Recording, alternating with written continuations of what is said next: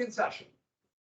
And remember this review, all this area came in, all this area came in the Mexican War. Remember, technically, all this came in when Tyler signed the annexation, and California wanted to come in as a free state because it's separate gold.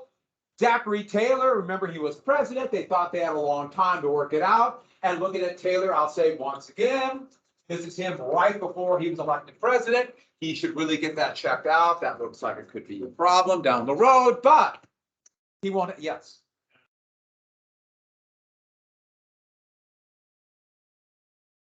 I think everybody looked pretty rough back then. Okay, so here's what Taylor decided.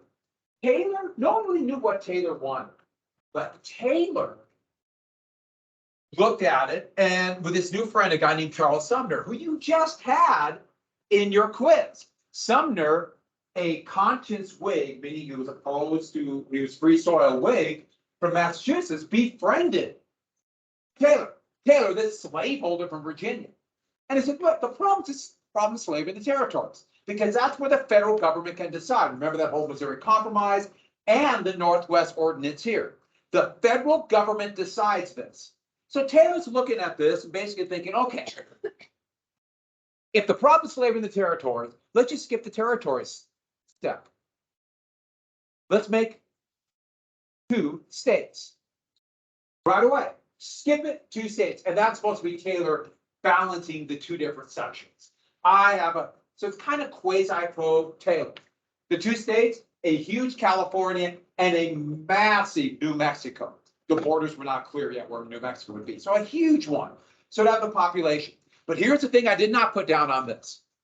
Both with their existing laws.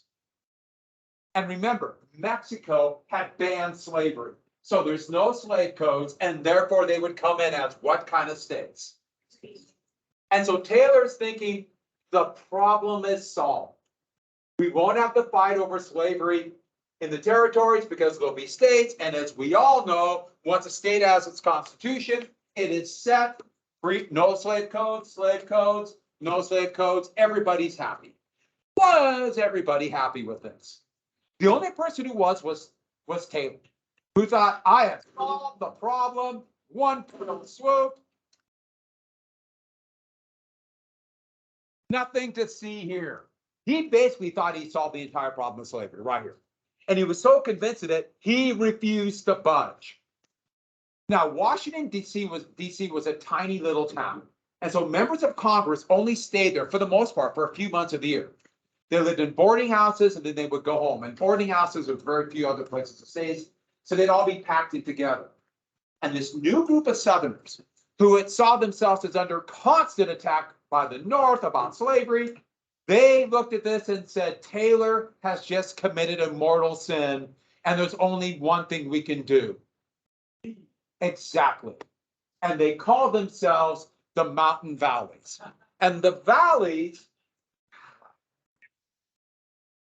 they won't let me get away with this screensaver.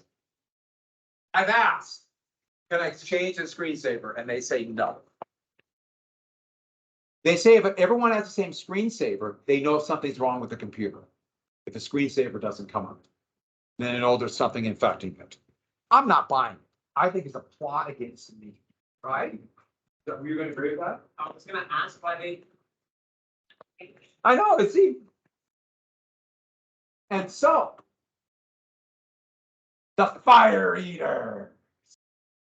And these were all relatively young men, all from the South, all now saying, we can't compromise anymore. We've given up too much to the North, which, by the way, Northerners would seriously disagree. Edmund Ruffin of Virginia, who would later on claim to have fired the first cannon starting the war at Fort Sumter. William Yancey from Alabama, who this would later join the Confederate cabinet. That's his picture then. And James Mason, a powerful orator, but rabid pro-slavery zealot from Virginia. Ruffin, Yancey, and Mason, they all stayed in the same boarding house. And you can imagine how they just all talked to each other and they just fed off each other's anger. It's one of those problems if you only hang out with people who agree with you. it can be corrosive, and you all then tend to believe everyone agrees with you. Not just the people you're with, but everybody. Yes.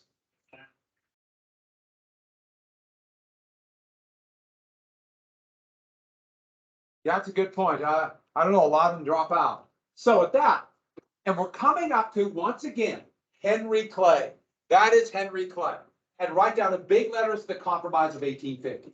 He decided, okay, I'm going to solve all the problems again. He already has the moniker Great Compromiser after 1820. Remember the Missouri Compromise where it broke up the bill, and the Compromise Tariff in 1833. He knows he's never going to be president. He's tried 3 times, last time failing in 1844. This picture of him is the last one taken. And I like this one because you can tell they still took it directly from the glass negative and didn't paint over the imperfections. And he always has that wry smile. That's his resting face. A lot of us have it. Now, if it's another comment, I'll give you one more. You have a comment? Last one.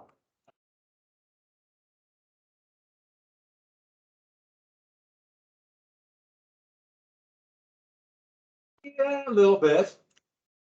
Well, Clay not just is going to try to do the Mexican cession. He is going to do a bill to solve all the problems. All of them. That's what he's thinking. All the problems at one fell swoop. And that's why they get the name that Taylor would call it as a mocking of this bill. But that's what omnibus means. Originally, this was called omnibus, but eventually it'd be the Compromise of 1850. And the reason I'm mentioning omnibus is that just idea of trying to solve everything. And they still use that term in Congress today. Whenever they do like an appropriations or spending bill, where they put all the different cabinets like defense and everything, and well, they never put defense separate, but like, everything, Homeland Security and Social Security and everything in one budget. They call that budget the omnibus. So, for example, the next month, Congress is going to have to pass an omnibus. And we're actually coming to something where Republicans were originally planning on blowing up the world's economy to get cuts and things like Social Security. But they didn't win as much as they thought they were going to in the midterms. So they're probably not going to do that. So they won't have a worldwide depression. That's kind of good. But they still call that bill an omnibus bill. So Clay's bill. Now, we're going to write the Compromise of 1850 here. One of them will change. So we're writing down all that will eventually pass. This will solve everything. First part, California free. So you notice 3630 only applied to the Louisiana Purchase. But there's this kind of assumption it would keep, maybe a lot of people thought it would go to the sea. Well, that's going to blow that up. California free. Next. Now this one, leave this one blank. Just leave it blank because this will change. Slavery will be abolished in DC. So this one will change. So just leave this one blank. I'll come back to it. And this one, a lot of people, especially abolitionists, free soilers, were disturbed by the fact of slavery in the nation's capital. With the idea being that people from around the world come to the country that has dedicated itself to equality and liberty and has slavery in its capital. But you can imagine how Southerners felt about that. Are you saying that's immoral? Therefore, we're immoral? Next, 2 massive territories will be created out of the rest of the Mexican cession. Utah and New Mexico with popular sovereignty. But that means it could potentially be open to slavery. Next. A tougher fugitive slave law to force northern states, to force northern citizens to assist in the return of, remember I told you about that being called fugitives, even if they weren't fugitives. You can imagine how northern states felt about this. Even those like Illinois or Indiana that weren't really open to fugitives. And lastly, the Texas border issue, it would reduce the size of Texas. The Republic had a bunch of debt, the US would pay back that debt. So it's all with this debt. So the US government would pay old Texas bonds. Where I put my hand right here is approximately the area where Clay said would be Texas. And the rest of Texas, so including all this, would become not clear. Mexico, it's not clear. So that's the compromise. And Clay, so now 4 of them, we'll come back to this one. So this, when we actually come back to the compromise, we have basically what's going to happen. One big bill. You can see areas that Northerners would like. You can see areas that Southerners would like, regardless of party. One big bill. And here's a very famous painting of Clay proposing the bill, presenting it. And this one, the tussle here, shows the fight that's going to happen afterward. Because literally nobody was happy. Fire eaters said, no way. Those first 2 things on there, no way. Southern, or did I say Northern? Yeah, fire eater said it. Northern Free Soilers, no way. The next 2, no way. No popular sovereignty, no tougher fugitive slave laws. And Taylor, no to the whole thing. Taylor said, my plan is the best. I'm not trying to solve every problem. We're just going to solve the Mexican cession now. 2 states. And so the president's opposed. Congress is divided. And here's the thing you have to get. It didn't pass. And soon the debates got violent. There were fistfights in the cloakroom of the House and the Senate, just like 1820. Soon people started bringing knives and guns to the floor of Congress. When people come to give a speech, they flash open their coat and flash a knife or a gun. Just a little, yeah, I'm watching. There were fights in the little galleries above that observers could come watch. It looked like civil war. And Clay was absolutely distraught, but he refused to compromise. Now, this creepy cartoon from 1840, it shows the horrific way they thought about slaves, but this represents the issue of slavery, a black man. And he says he wants to compromise, but he's actually going to cut it in half and pleasing nobody. Clay refused to compromise. Clay, unlike 1820, remember, he broke the bill up and it passed. This one, he said, we must pass the whole bill. Everybody must give up something. What Clay was hoping for is a majority of both sections, regardless of party, would join in. But no, it wouldn't pass. And Clay would go back to Kentucky in June, honestly believing it's over. The country he worked so hard, you could argue good and about how he did it, but he worked so hard to save that country. And he went back to Kentucky, assuming it's over, assuming civil war, assuming he failed in everything he did. He was already did ill, and that broke him. He went back to Kentucky and never recovered. Within 6 months, he would die. That is his death mask. Think about it. Before photography, they would take a mask of their face so they could remember their face. And even though they had photography by then, it was still a practice. They put a mask over the body. Sometimes they do live masks too. But they put a plaster cast over it and then make a mold of their face. They would kind of carve it to get the eyes. Hair was very difficult. And here's another thing about this. Still has the wry smile, doesn't he? No. What was he thinking? So one of these great compromisers is done. Before Clay left, Daniel Webster would stand up from Massachusetts, the great Whig from Massachusetts, and give perhaps his second greatest speech, where he came up and said, we must pass this.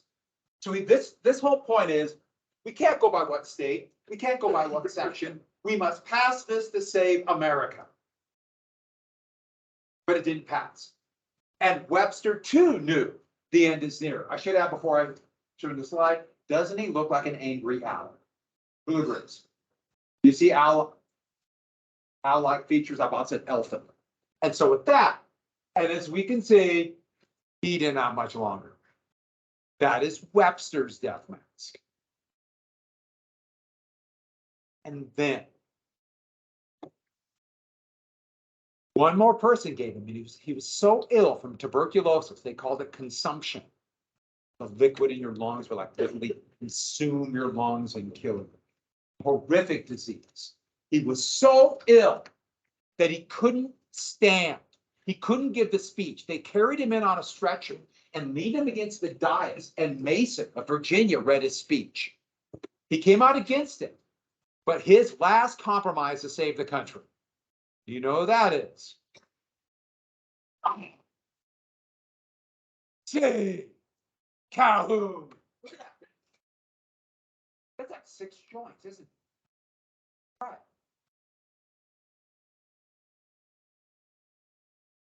His idea was, we'll have 2 presidents, each with a veto. 2 presidents with a veto. And so a northern president and a southern president, so they would veto any bills that didn't help their section. Meaning, what would ever get passed? Nothing. So this was an absolute desperation move. Now, Kara, do you want to see something really creepy? You might think 1850 there wouldn't have been video of this. Oh, there's video of Calhoun.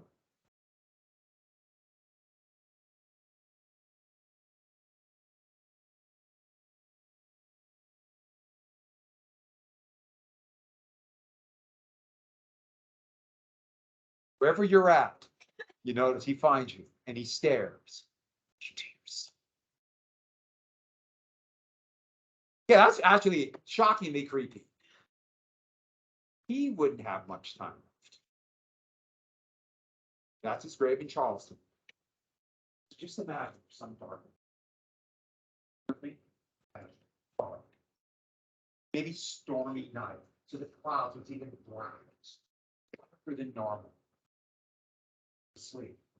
Something wakes you up. You open your eyes and you look up and you stare and you see that.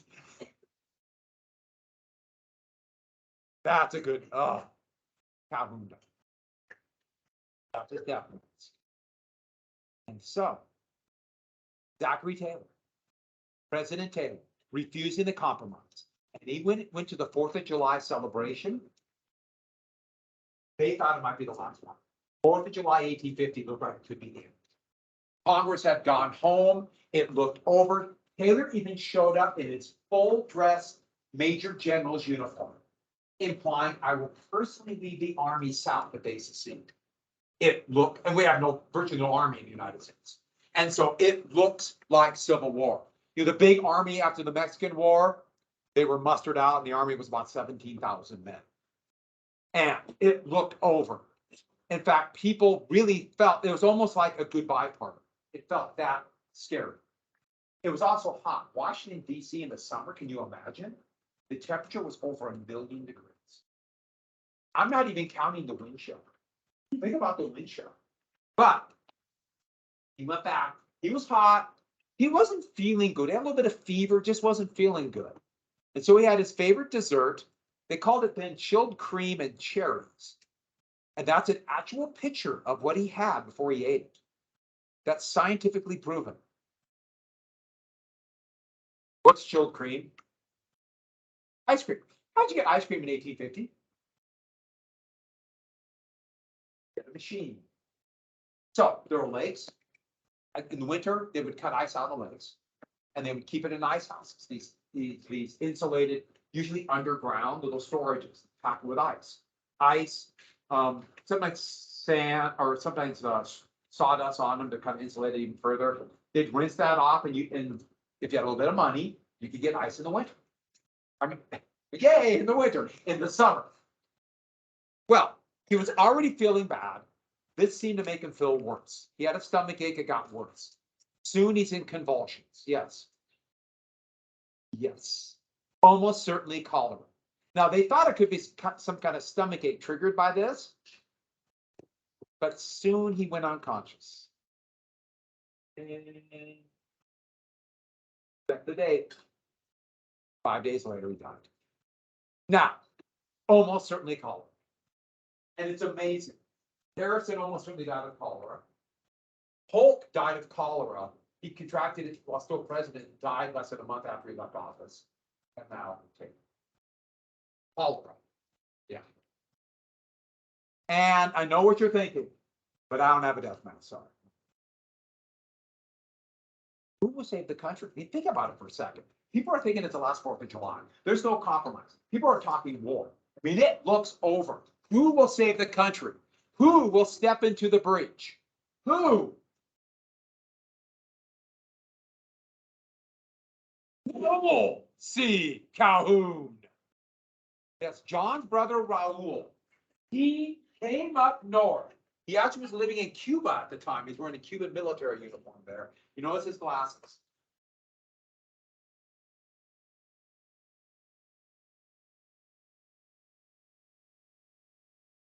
A very artistic former student made that for me. It's pretty good, isn't it?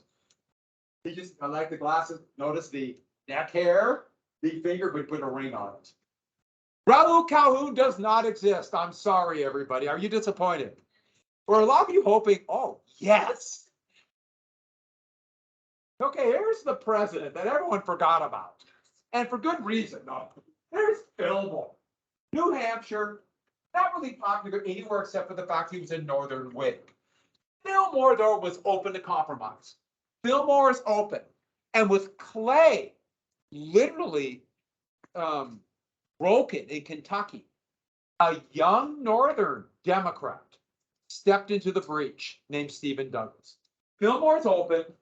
Douglas, a Democrat from Illinois, called the Little Giant. He was anywhere from 5'5" to 5'6". It was considered to be, they called him Little Giant. Break up the bill.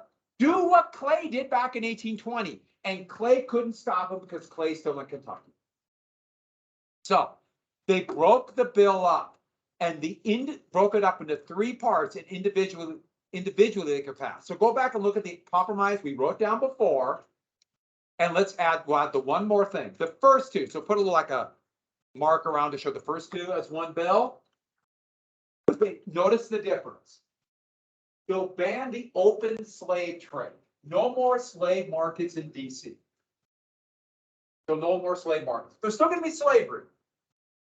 They can still buy and sell slaves in private, but not the slave markets. So that was seen as more palatable to Southerners. Was it? No. Only Northerners voted for this. Only Northerners. But it passed. It passed. Only Northerners. Northern Whigs, Northern Democrats. Next, one bill. So put one bill. New Mexico, Utah.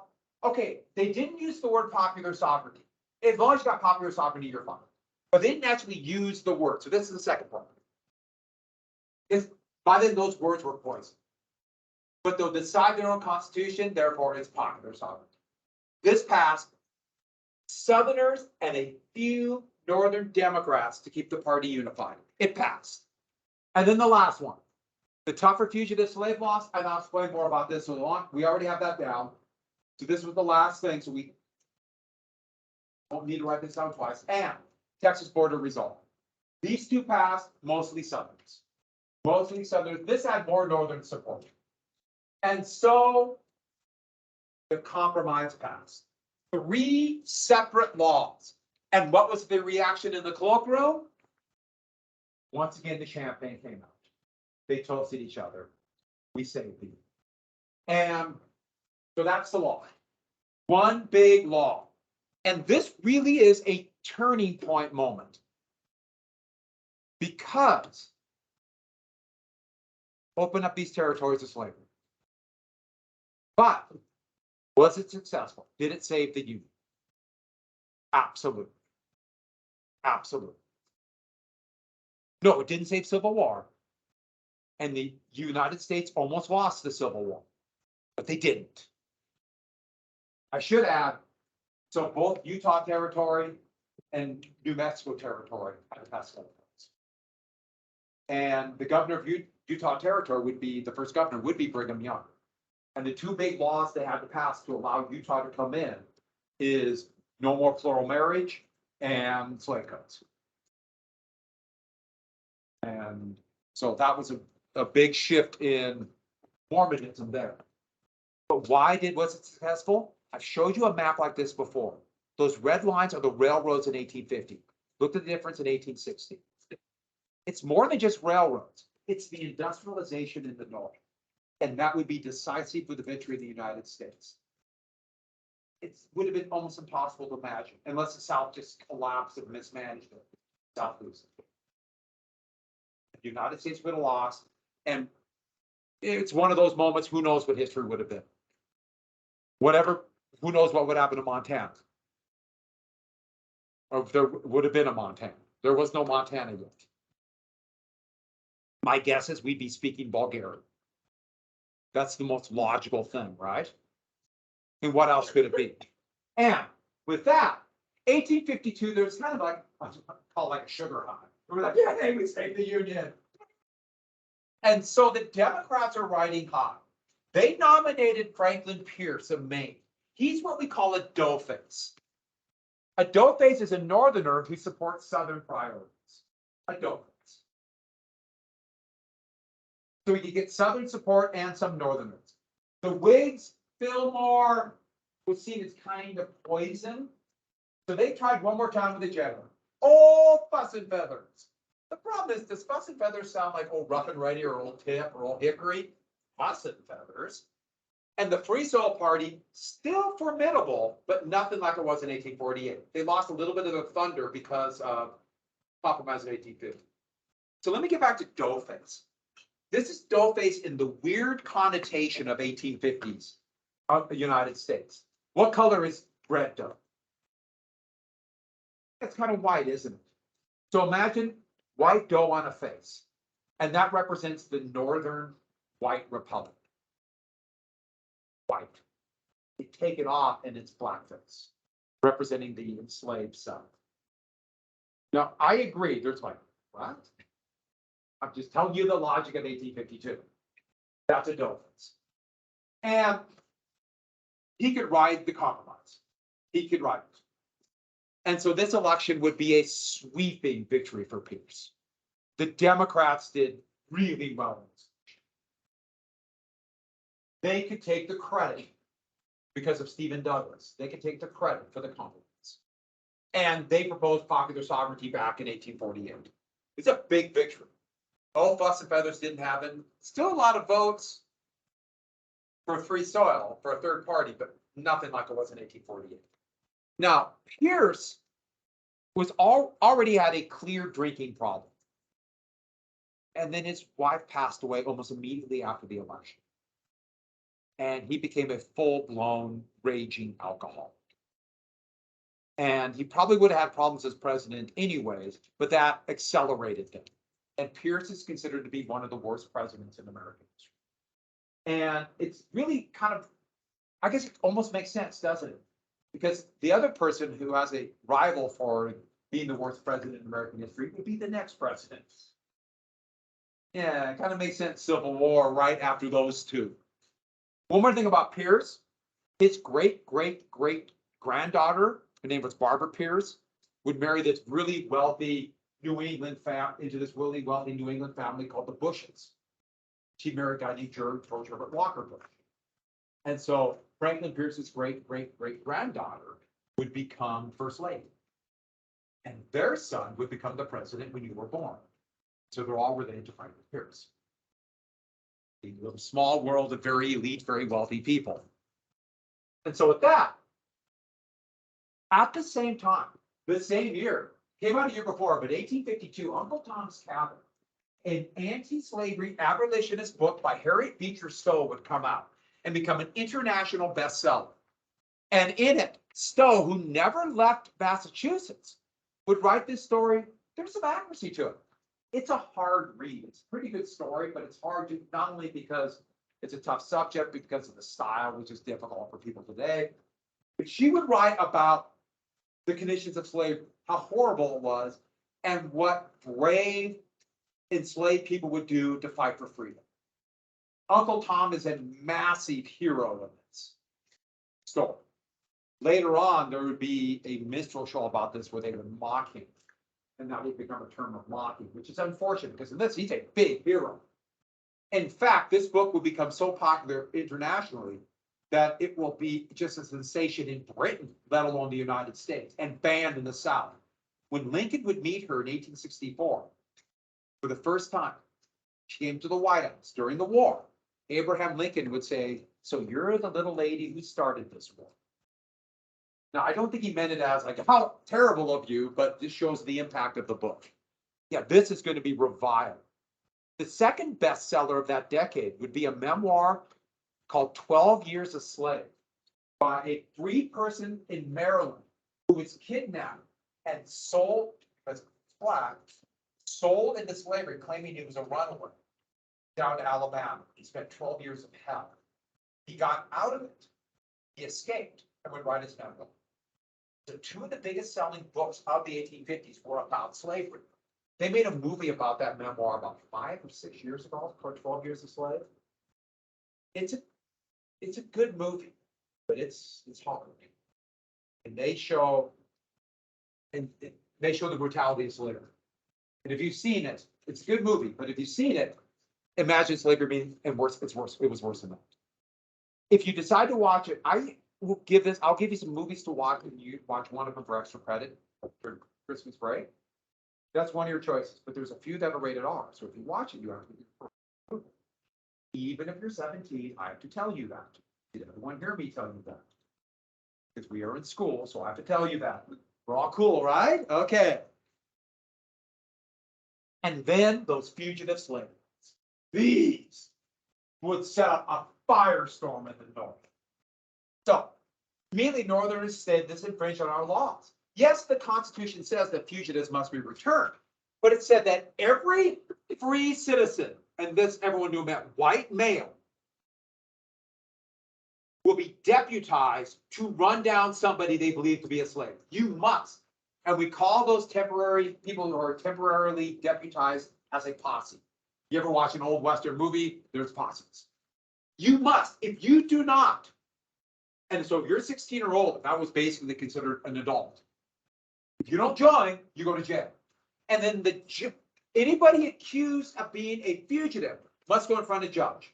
And the judge would decide whether or not they are a free person who can remain in, let's say, Massachusetts or go south. To pay, that's why I have a dollar sign. To pay for the paperwork, for the work the judge gets, they would get $5 if they find them to be a free person. They would get 10 if they find them to be a slave. Now the whole thought was, okay, they have more paperwork, so more work. But doesn't that look like free and incentive? Which it was.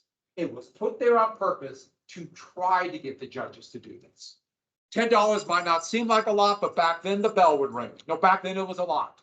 All right, John will finish do a lot tomorrow. Things begin to move really fast.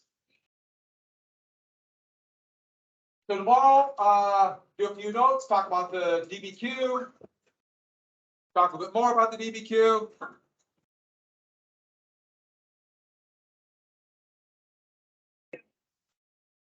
See you tomorrow.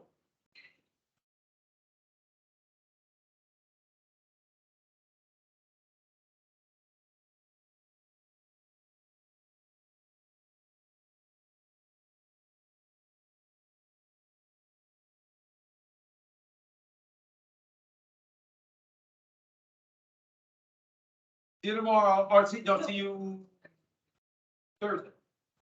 You remember the day.